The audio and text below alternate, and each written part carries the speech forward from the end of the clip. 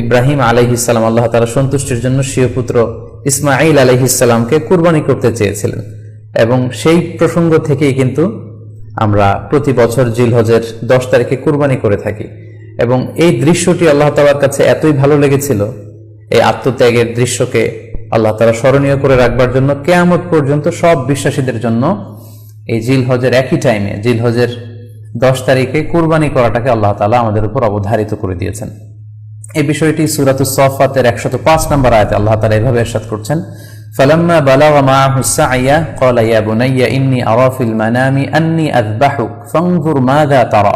অর্থাৎ ইসমাঈল আলাইহিস সালাম যখন একটু বড় হলেন, বাবার সাথে হাঁটতে পারেন, দৌড়াদৌড়ি করতে পারেন, ঠিক তখন ইব্রাহিম আলাইহিস সালাম স্বপ্নে দেখলেন যে তিনি ইসমাঈল আলাইহিস সালামকে কুরবানি করছেন, এবং স্বপ্ন দেখেই তিনি সরাসরি ছেলের সাথে কনসালটেশনে গেলেন, পরামর্শ করলেন যে বাবা, আমি তো স্বপ্নে দেখেছি যে আমি তোমাকে কুরবানি করছি, ফানজুর মাযা তারা, what do you think about it, what's your opinion about it, তোমার মতামত কি সেটা তুমি আমাকে বলো।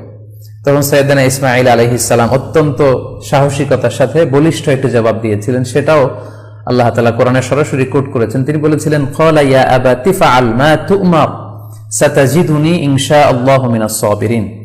অর্থাৎ, হে আমার সম্মানিত পিতা, আপনি যেমনটি স্বপ্নে দেখেছেন, আল্লাহ তাআলা আপনাকে যেমন আদেশ করেছে আপনি ঠিক তেমনটিই করুন, আপনি ভয় পাবেন না, ইনশাআল্লাহ আপনি আমাকে ধৈর্যশীলদের অন্তর্ভুক্ত পাবেন।